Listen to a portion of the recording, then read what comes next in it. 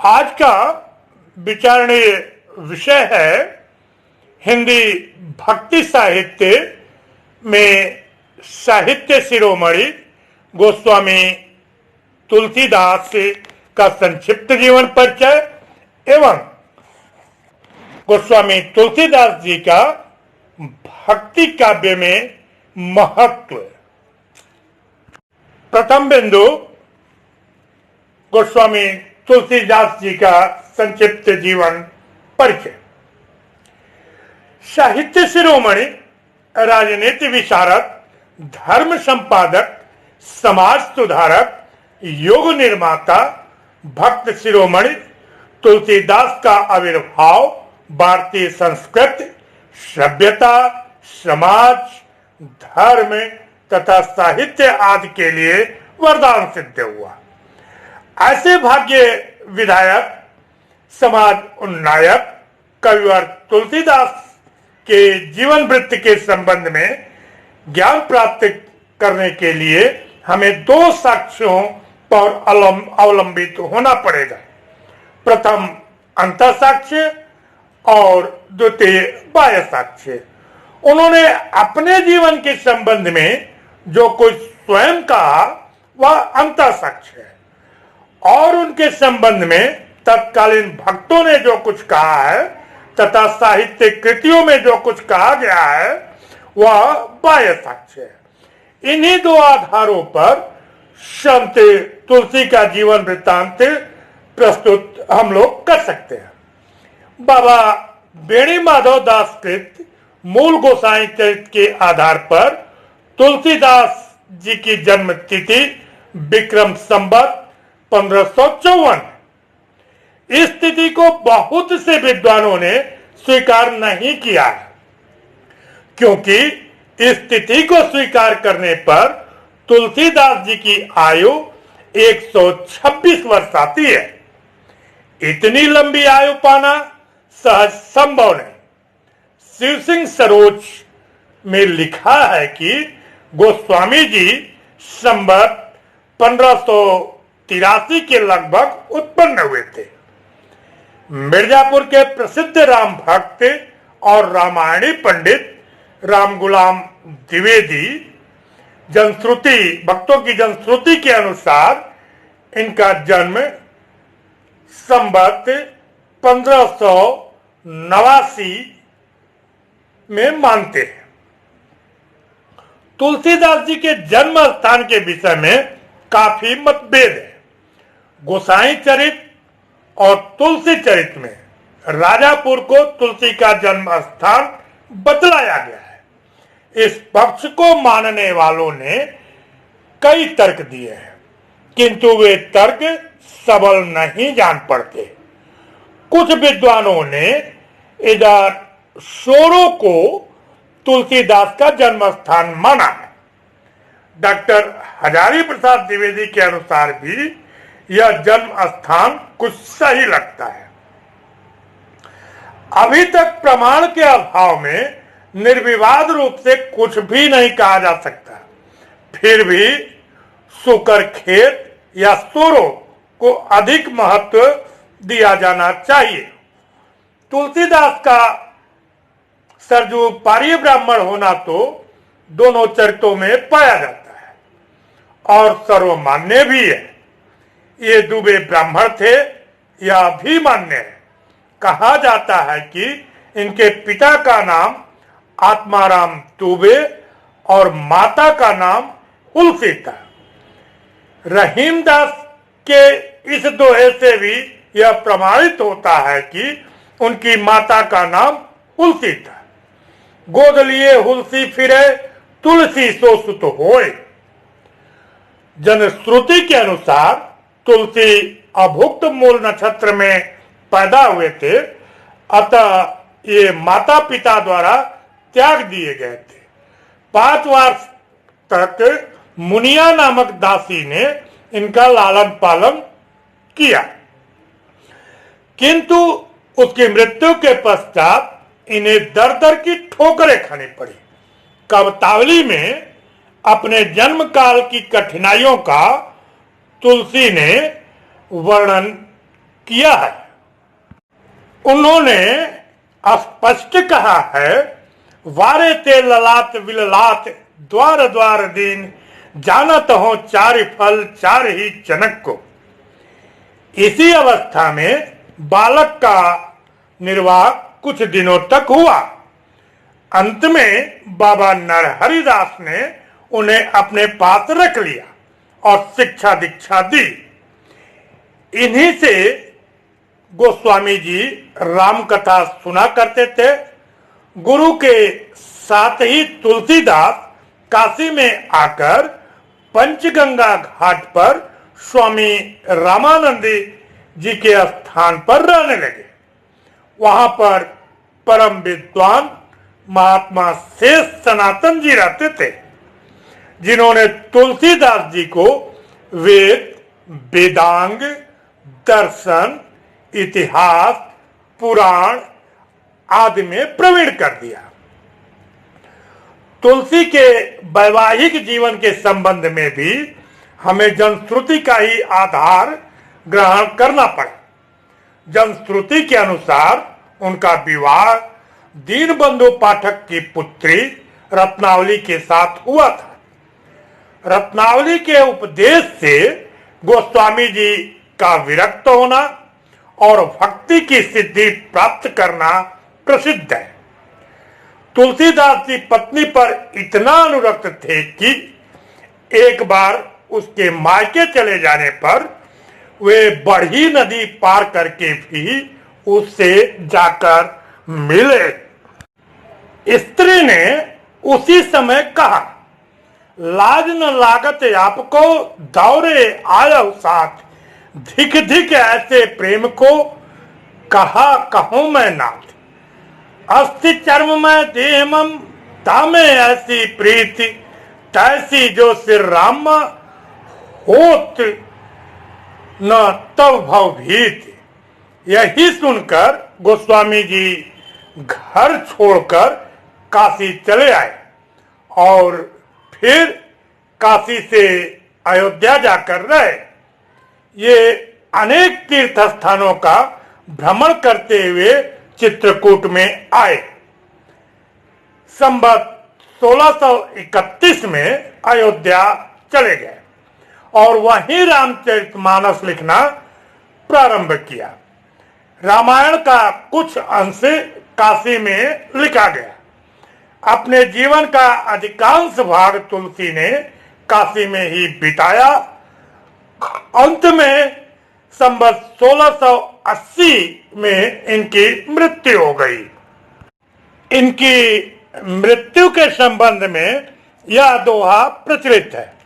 संवत 1680 गंग के तीर, श्रावण शुक्ला सप्तमी तुलसी तज्यो शरीर। इनकी मृत्यु के संबंध में यह उदाहरण भी दिया जाता है। संवत 1680 गंग के तीर, श्रावण शुक्ला तीज शनि तुलसी तज्यो शरीर। आचार्य रामचंद्र शुक्ल ने इस तिथि को ठीक माना है। कुछ लोग तुलसी तज्यो शरीर के स्थान पर तुलसी धर्यो शरीर का कर इस संवत को उनका जन्म संवत मानते हैं। तुलसीदास हिंदी साहित्य के एक श्रेष्ठ कवि हैं। इनके द्वारा रचित ग्रंथों के नाम करीब 3 दर्जन दिए गए हैं। इनके प्रामाणिक ग्रंथों की संख्या 12 मानी गई है। इनमें रामचरितमानस, दोहावली, कवितावली, गीतावली, विनय पत्रिका, रामलला नाचू, पार्वती मंगल आदि प्रसिद्ध है। ये सभी ग्रंथ तुलसीदास की असाधारण प्रतिभा को पुष्ट करते हैं। इन ग्रंथों में पुरुष तथा स्त्री दोनों वर्गों के लिए पुस्तकें मिल जाती हैं। इनकी सरस रचनाएं सबको समान रूप से प्रभावित करती हैं। इनका महत्व हिंदी साहित्य में क्या है, इस पर बड़े बड़े विद्वान अपने अपने गुरु गंभीर मत व्यक्त कर चुके हैं, फिर भी इनका महत्व सीमित नहीं हो सका है। उसी असीम महत्व के कुछ चित्रों को हमें भी देखना है।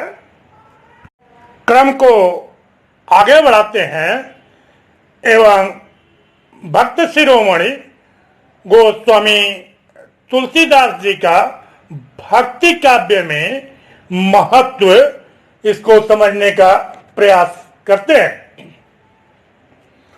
तुलसीदास का महत्व बतलाने के लिए अनेक विद्वानों ने अनेक प्रकार की तुलनात्मक उक्तियों का सहारा लिया। नाभादास ने इन्हें कलिकाल का वाल्मीकि कहा था।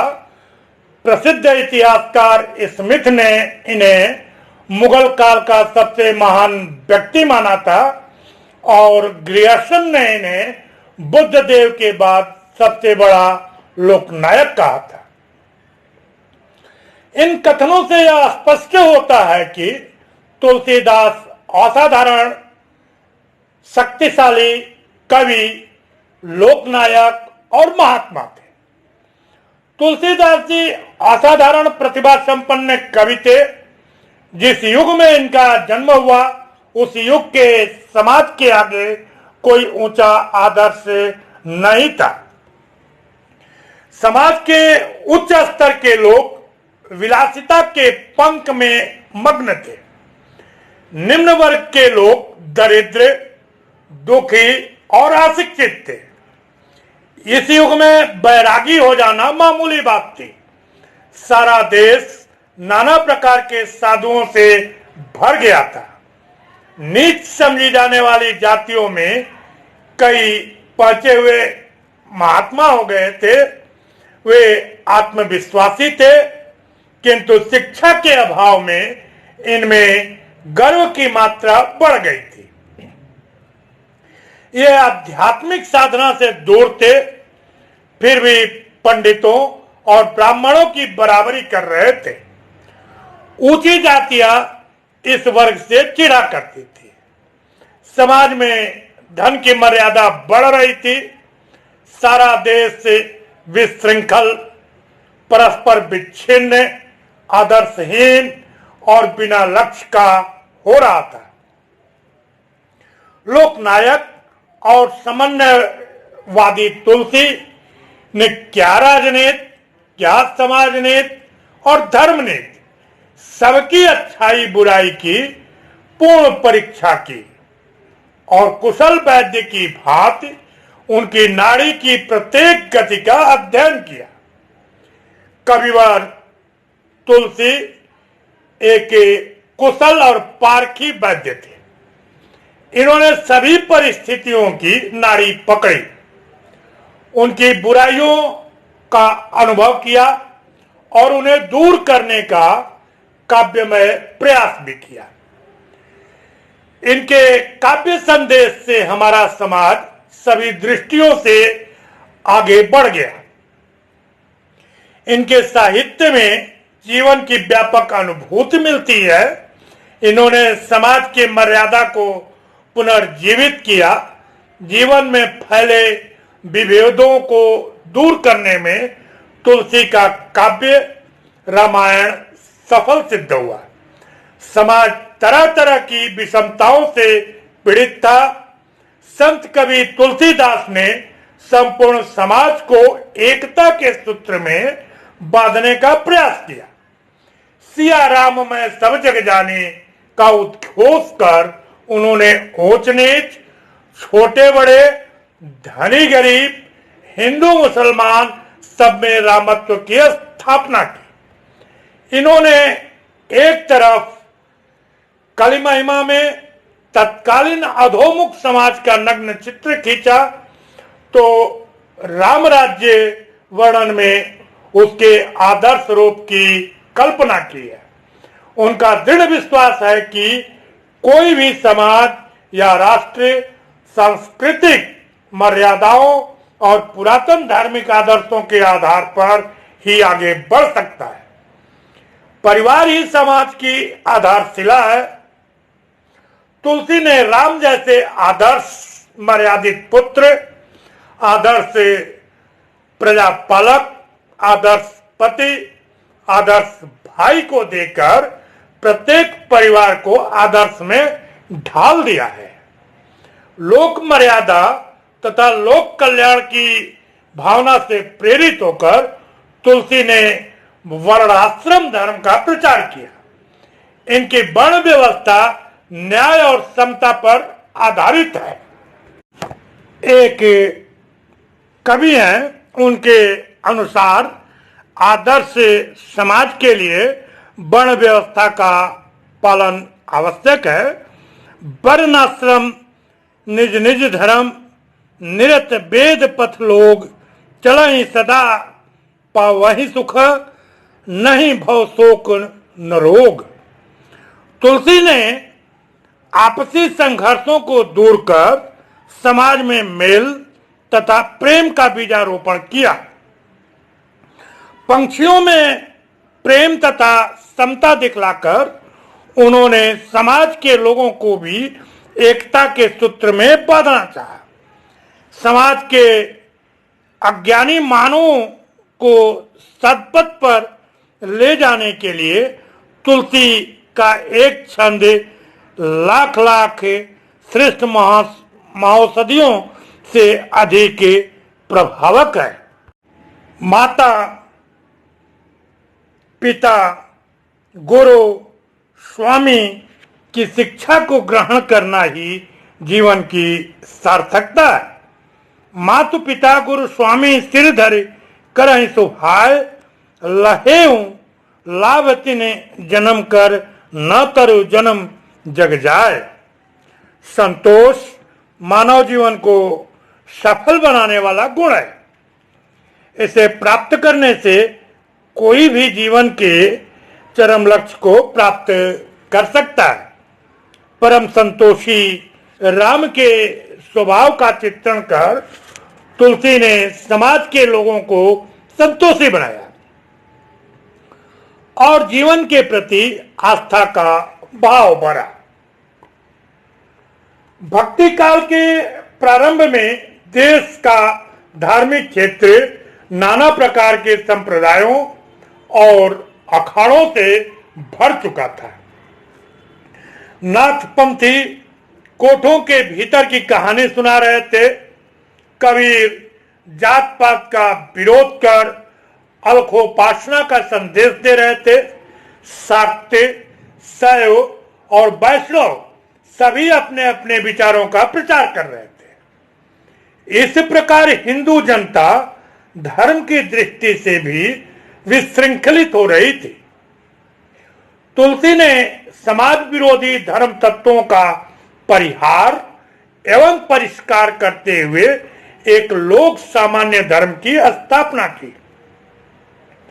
इन्होंने शाक्तों की निंदा की और विशेषकर वाम मार्गी शाक्तों की। इन वामपक्षी शाक्तों ने मद्य, मांस, मत्स्य, मुद्रा और मैथुन की उपासना प्रारंभ की थी। यह उपासना धर्म विरोधी और समाज विरोधी थी। अतः तुलसी ने इनकी निंदा की।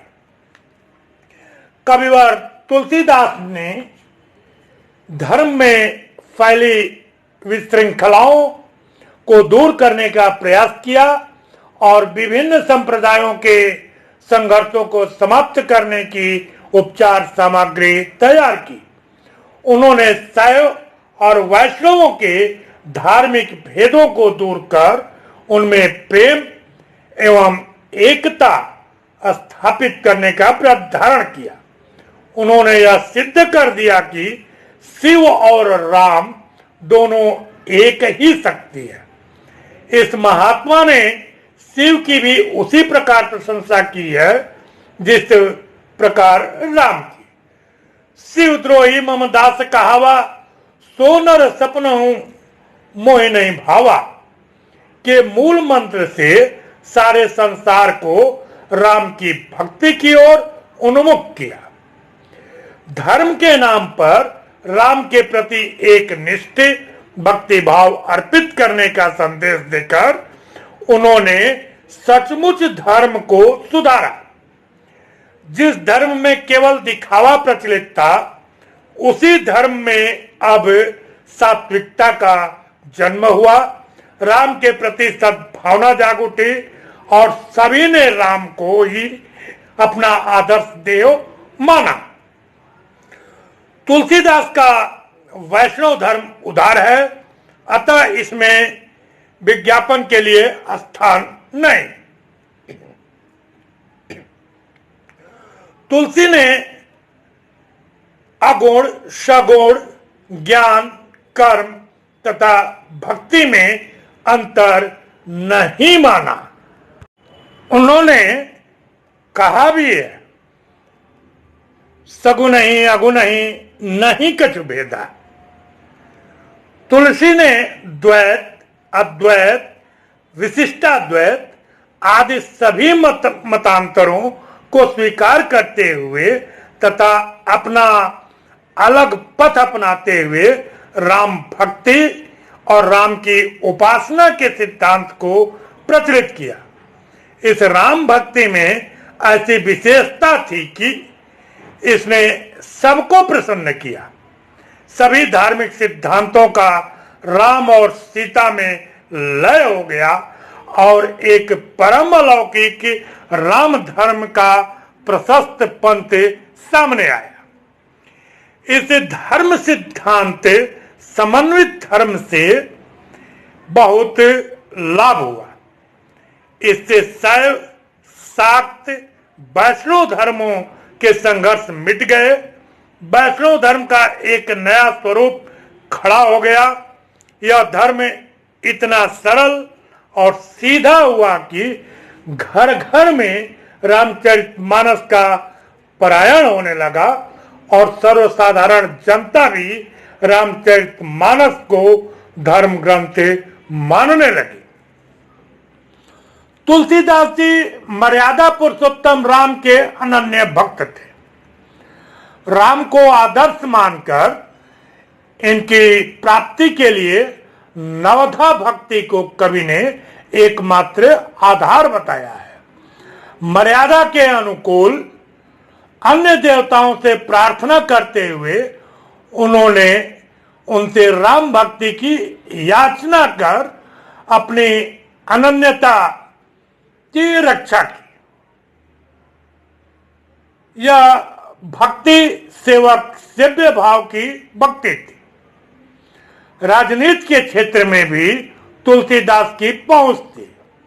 भारत में राजनीतिक परिस्थिति भी बड़ी विकराल थी। सम्राट अत्याचारी, असहिष्णु, ढोंगी और पाखंडी थे। स्वार्थ, राज्य प्राप्ति लिप्सा से वे पीड़ित थे।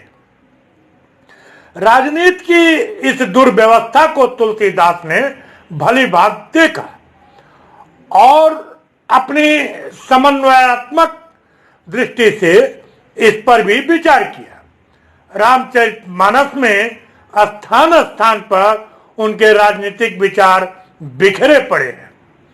रावण ऐसा दंभी पाखंडी राजा था कि उसने ऋषियों तक को कर से मुक्त नहीं किया था। वह देव, गंधर्व, किन्नर सबको परेशान करता था और प्रभुता के मद में सदा चूर रहा करता था। तुलसीदास के समय के शासकों की भी यही दशा थी। वे भी रावण की ही भांति थे। तुलसीदास जी ने रावण के अत्याचारों का सजीव वर्णन किया और रामायण में वर्णित समसामयिक राजाओं के राजनीतिक अत्याचार की ओर संकेत किया। उन्होंने राम जैसे आदर्श राजा और राम राज्य जैसे आदर्श राज्य की कल्पना की। अन्य स्थानों पर भी उन्होंने राजधर्म का वर्णन किया है और स्वराज्य, सुराज, राजा का आचरण, प्रजा का व्यवहार, मंत्री कर्तव्य, उनका धर्म, आप धर्म, दंड विधि, राजा राजा, मित्र मित्र, शत्रु शत्रु और मित्र शत्रु का पारस्परिक व्यवहार, सेवक और स्वामी का संबंध आदि बातों पर विस्तार से विचार किया है।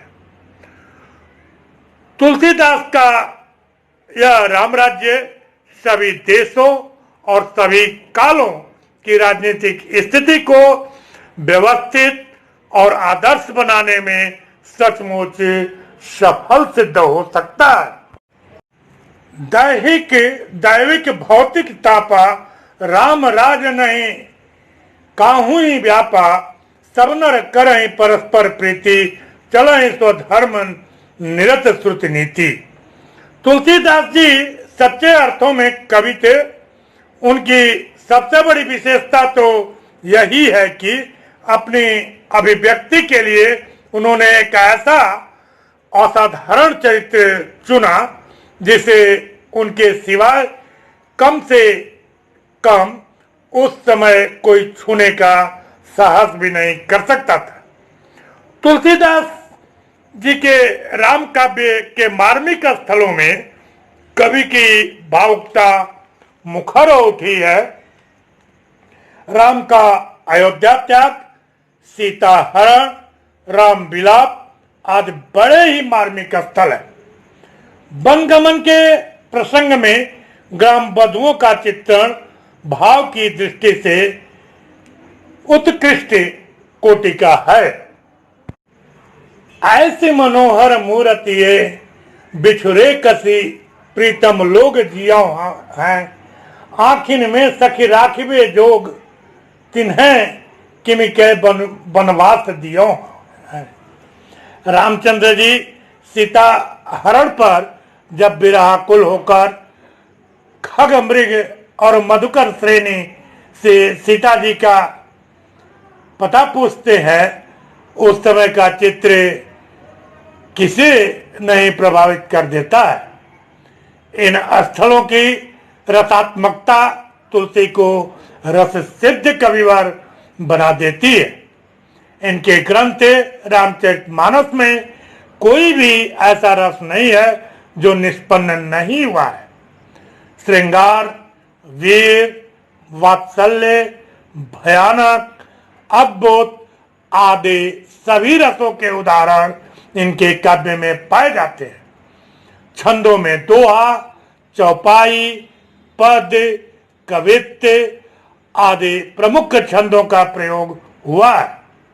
उस युग की प्रचलित सभी शैलियां भी प्रयुक्त हुई है। अलंकारों में उत्प्रेक्षा, रूपक तथा उपमा का कवि ने प्रयोग किया है। अन्य अलंकारों में संदेह, प्रतीप, उल्लेख, अतिशयोक्ति आदि प्रमुख है। तुलसी की भाषा चलती फिरती अवधि है। उन्होंने लोक भाषा के रूप को अपनाते हुए उसे अस्थाई साहित्यिक रूप दिया। कहीं कहीं तुलसीदास जी ने ब्रज भाषा का भी प्रयोग किया। भावानुकूल भाषा का प्रयोग तुलसी की सबसे बड़ी विशेषता है।